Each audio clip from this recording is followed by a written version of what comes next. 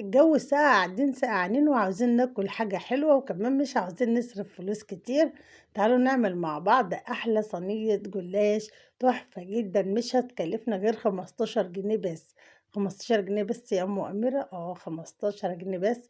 وهنعمل أحلى صوابع جلاش تحفة جدا، كمان مقرمشة وحاجة كده عظمة على عظمة.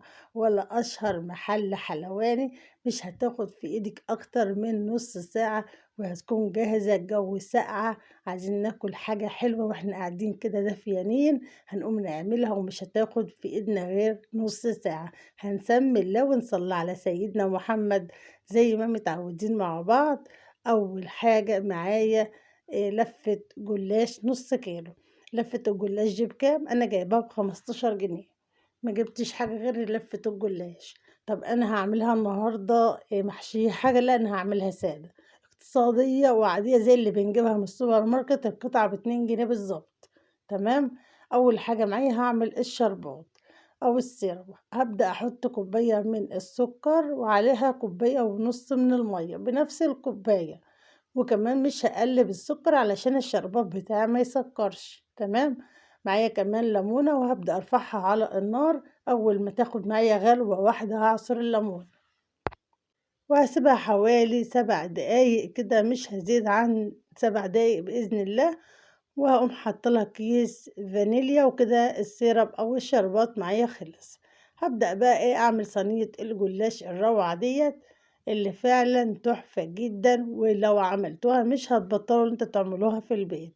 اقتصادية جدا وكمان غير مكلفة خالص. أنا مش هحشيها حاجة، لو انت بقى عاوزة يعني تعزّيها شوية ممكن تحشيها سوداني أو مكسرات موجودة عندِك، اللي هي جوزة الهند والزبيب، أو ممكن كمان أنتِ تحشيها الكريمة أو القشطة الكدابة.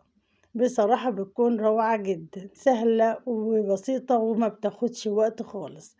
وكمان يُفضّل اللي أنتِ لمّا تجيبي الجلاش من السوبر ماركت، لإن هُم بيحطوه في الفريزر، إن أنتِ تسيبيه حوالي 10 دقايق بس يفِك، علشان طبعًا تكون ورقات الجلاش سهلة معاكِ زي ما أنتِ شايفة كده وما تتكسّرش. طبعًا بابدأ آخُد ورقتين مع بعض وبالفّهم رول واحد كده على بعض عشان يدّيني الطبقات والتوريقة، وما بادهنش أي مادة دهنية. طبعًا زي ما أنتم شايفين كده باخد الورقتين على طول. لفة الصينية ذات نفسها ما بتكمّلش 5 دقايق، هو الوقت اللي بتاخده في التسوية. بابدأ على طول ألفّها كده وباحطها بطول الصينية، ولو قطعة الجلاش طويلة شوية باقطع حوالي صابع منها يعني كده، علشان إن هي تكون متساوية. طبعًا في الوقت ده هابدأ ألِف كل الصينية بتاعتي بنفس الطريقة. كمان أنا ما باحبش أدهن الورق بالمادة الدهنية، علشان طبعًا بيكون لفُّه أسهل وكمان ما استهلكش مادة دهنية كتير. باحط المادة الدهنية بتاعتي في الآخر، ممكن تحطي زبدة على سمنة أو ممكن تحطي زيت على زبدة، بصراحة بتدّي نتيجة ممتازة جدًا، أو ممكن تحطي سمنة بس. أي نوع سمنة أنتِ بتفضّليه بتقدري اللي أنتِ تحطيه، بتدّي نتيجة روعة. بتسيّحي حوالي كوباية من السمنة كده وبتبدئي تشرّبي كل صوابع الجلاش بيها، بصراحة بتدّيكِ توريقة جميلة جدًا، وبتخلّي كمان طبقات الجلاش منفصلة وحاجة يعني كده 10/10. بصراحة روعة جدًا. أنا بقى لي كتير جدًا ما بادهنش رولات الجلاش أو صوابع الجلاش، باعملها بنفس الطريقة وبتكون نتيجتها فعلًا ممتازة. الصينية ما كمّلتش معايا فعلًا 5 دقايق، كنت على طول لافاها في ثواني، ما خدتش منّي وقت خالص. وهنا هابدأ أقطّعها، متقطّعة بقى التقطيعة اللي أنتِ عاوزاها، لو أنتِ عاوزاها تقطّعي الصوابع طويلة أو قصيّرة على حسب ما أنتِ عاوزة. وكمان لو في زوايد بتبدئي اللي أنتِ تشيلي الزوايد دي عشان تكون مستوية، وكمان ما تكونش الصابع متْني في قلب الصينية، وبتاخديها كده وبتبدئي تعملي سطر. بتعمل الصينية رقم 2 في طقم الصواني المستطيل أو المدوّر، بصراحة بتدّي كمية ممتازة جدًا. كمان لو أنتِ جايبة الجلاش دوّة من الجلاش السايب بيكون الكمية بتاعته زيادة، لإن طبعًا دوّة بيبقى أقل من نُص كيلو، فالجلاش السايب بيكون طبعا نتيجته ممتازة جدا. وفي الوقت ده كان خلاص الشربات بتاعي كمان خلص، وحطيت عليه كيس فانيليا، وكمان كنت مولعة فرن البوتاجاز لاني لازم ادخل الصينية على فرن سخن، وبظبط الفرن على 180 لما بحط الصينية، وبنزل الشبكة في اول درجة علشان صوابع الجلاش معايا تكون مورقة وما تكونش مكتومة، وكمان تكون مقرمشة ومستوية من جوه. ودي كانت تقطيعة الصينية بعد ما قطعتها. وهبدأ دلوقتي في الوقت دوت هجيب السمنة. طبعا أنا مسيحة سمنة موجودة عندي، لو انت عايزة تحط زي ما قلت لك زبدة على زيت ماشي، أو زبدة مفيش مشكلة، أو سمنة المتاحة عندك.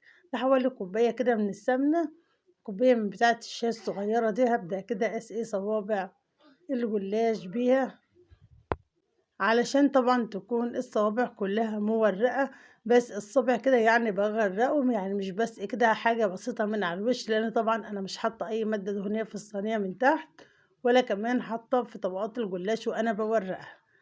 وبالطريقة دي بتديني نتيجة ممتازة جدا زي ما شفتوا معايا بأول الفيديو.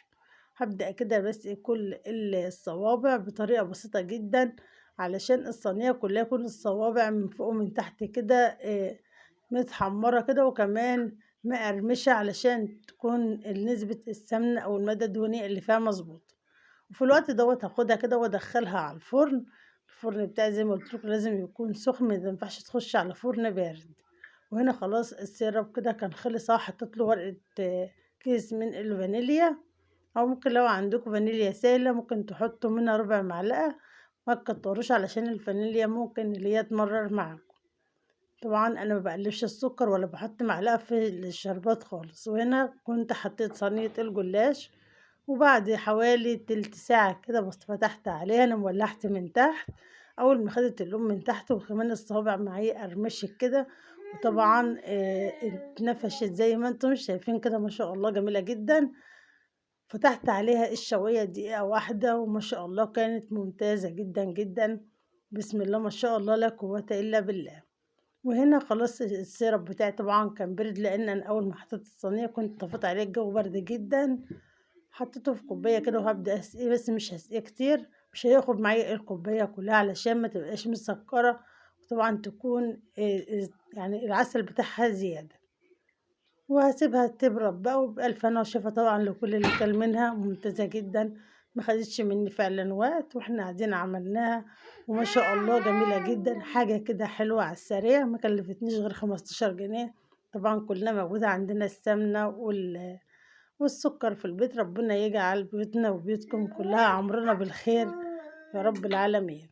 اتمنى كده ان انتوا تكونوا استفدتوا من الفيديو البسيط ده، وان انا اكون شجعتكم. لو انتوا عايزين تاكلوا حاجه حلوه ومكسلين تخرجوا، ممكن تبعتوا تجيبوا لفه جلاش، او لو انت عندك جلاش في الفريزر تعمليها بكل سهوله.